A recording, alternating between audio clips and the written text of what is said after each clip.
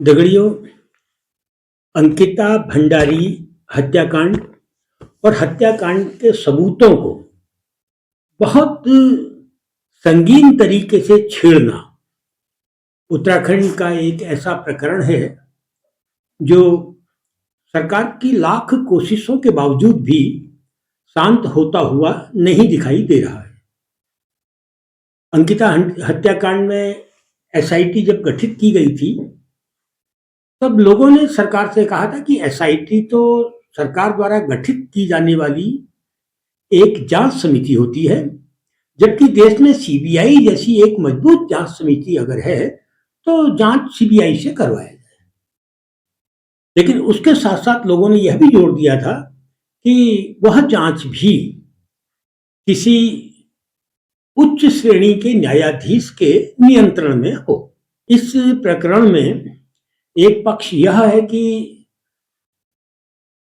कुछ लोग गिरफ्तार हुए थे, कोर्ट में मामला चला और उनको सजा हुई है। लेकिन जो ये हुआ, पहाड़ के लोग उसको पचा नहीं पाए। अपराधियों को सजा देने के बाद भी मामला खत्म नहीं हुआ था, क्योंकि अंकिता की व्हाट्सएप चैट और भी तमाम चीजें, तो जहां पर ये प्रकरण हुआ है उस होटल को तोड़ना, जलाना, तमाम जो चीजें थी वो उस प्रकरण को सजा मिलने के बाद भी खत्म नहीं होने दे रही थी। फिर अचानक भारतीय जनता पार्टी के अंदर से ही कुछ लोग सामने आए और यह मामला पुनर्जीवित हो गया। जब मामला पुनर्जीवित हुआ तो सड़कों पर आना ही था, और अगले वर्ष अगर चुनाव है तो निश्चित रूप से सड़कों पर राजनीतिक रूप से आना ही आना था। इधर कांग्रेस ने बहुत लंबे समय के बाद एक चतुर राजनीतिज्ञ के रूप में अंकिता भंडारी हत्याकांड की जांच का आंदोलन सीधे सीधे राजनीतिक रूप से अपने हाथ में ले लिया है।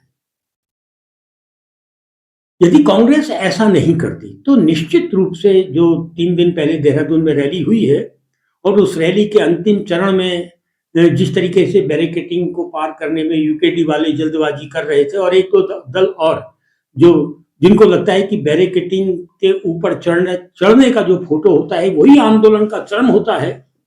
हल्के फुल्के आंदोलनों में इस प्रकार की घटनाएं होती हैं, लेकिन जो आंदोलन गंभीर होते हैं उसमें बैरिकेडिंग को तोड़कर अंदर कूदना बहुत महत्वपूर्ण कृत्य नहीं माना जाता है।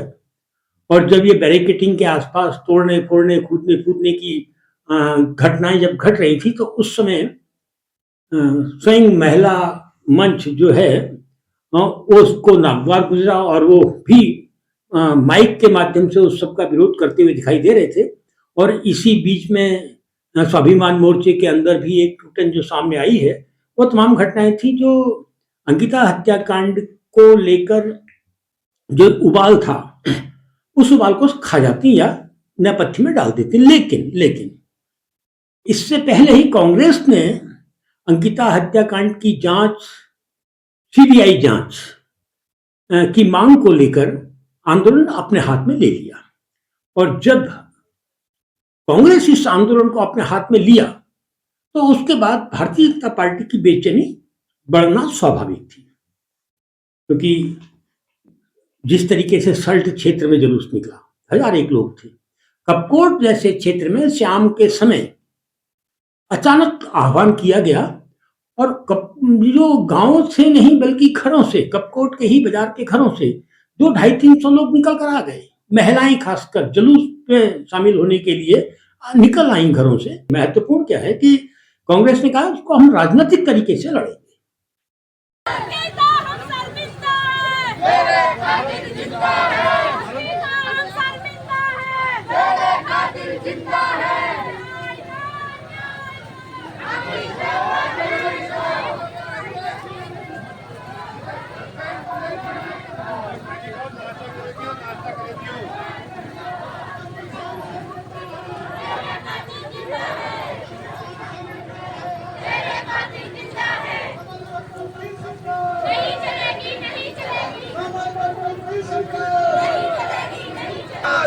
सीबीआई जांच हो,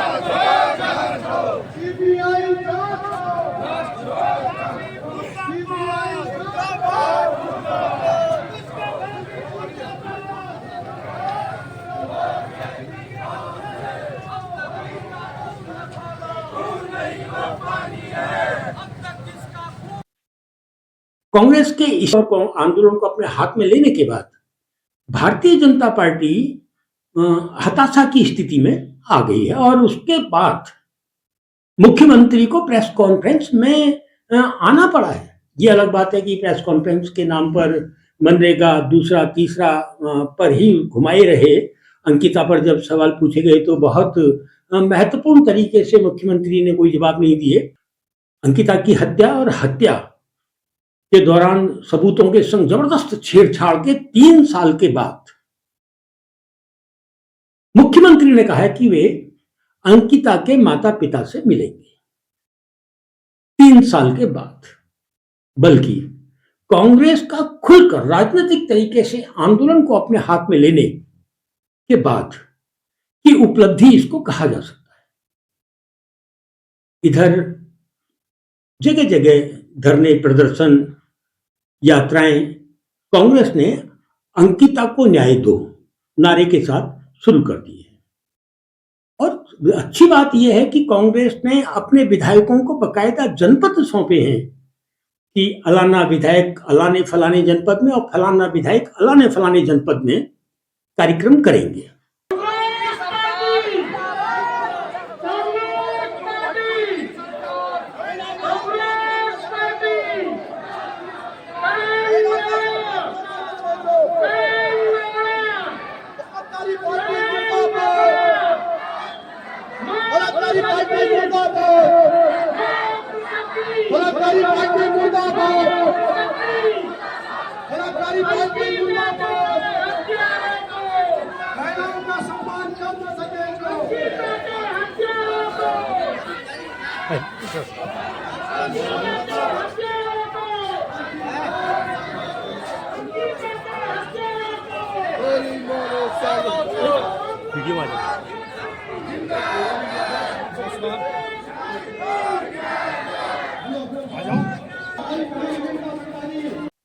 आज जो जुलूस और कार्यक्रम कांग्रेस ने बागेश्वर में किया, यात्रा का कार्यक्रम था।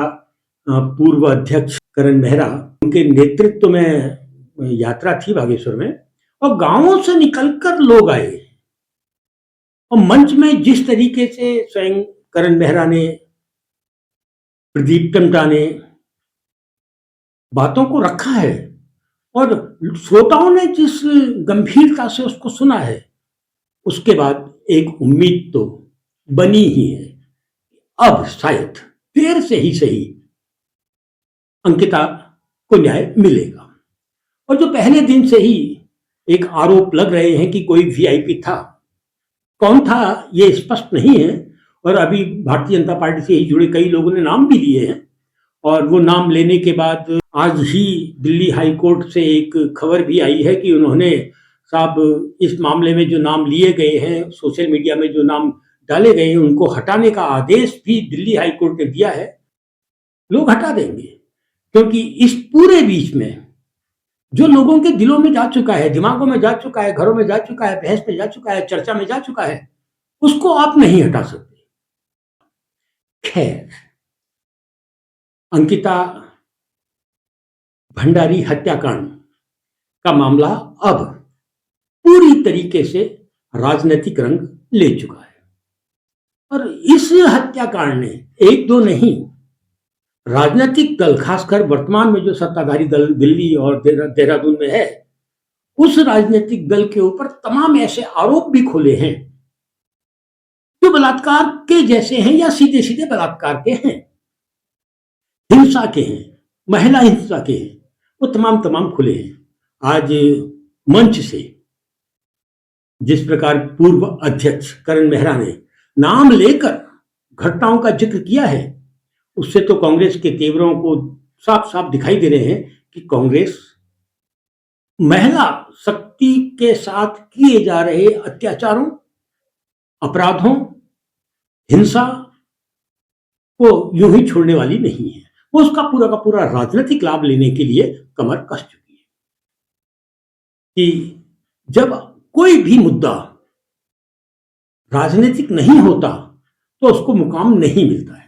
बहुत सारे आंदोलन होते हैं जिसमें कहा जाता है राजनीति नहीं करेंगे और वो आंदोलन कहीं ना कहीं सत्ताधारी दल जो होते हैं उन्हीं को लाभ पहुंचा जाता है। अन्ना आंदोलन आपने देखा होगा, कोई राजनीति नहीं हुई, भले ही उस आंदोलन से एक राजनीतिक दल तैयार हुआ, लेकिन मंच में कहा जाता था कोई राजनीति नहीं होगी। और हम सब जानते हैं उसी गैर राजनीतिक आंदोलन के दम पर भारतीय जनता पार्टी सत्ता में काबिज हुई। इधर कांग्रेस को साधुवाद दिया ही जाना चाहिए कि वह खुलकर सामने आई है। अब उसके अंदर से डर खत्म हो गया है। वैसे भी आज की तारीख में कांग्रेस के पास होने के लिए बचा ही क्या था। कांग्रेस के पास पाने के लिए सत्ता है, खोने के लिए अब कुछ नहीं बचा था। और कोई ऐसे आरोप भी कांग्रेस के पास नहीं है जिन आरोपों के सहारे भारतीय जनता पार्टी कांग्रेस को घेर सके, क्योंकि इन 10 सालों में स्वयं भारतीय जनता पार्टी ने और उनके लोगों ने भ्रष्टाचार से लेकर, उत्पीड़न से लेकर, महिलाओं के अपमान से लेकर अपने चारों ओर इतने इतने ताने बाने गच और बुन दिए हैं कि कांग्रेस जहां चाहे उनको कस सकती है, भारतीय जनता पार्टी को चुनौती दे सकती है। और यही वो चुनौती है कि भारतीय जनता पार्टी ऊहापोह की स्थिति में आ गई है। और आज वो बिल्ली के मुंह में उस छछूदर की स्थिति में है भारतीय जनता पार्टी कि उस छछूदर को ना तो निगल सकती है ना उगल सकती है।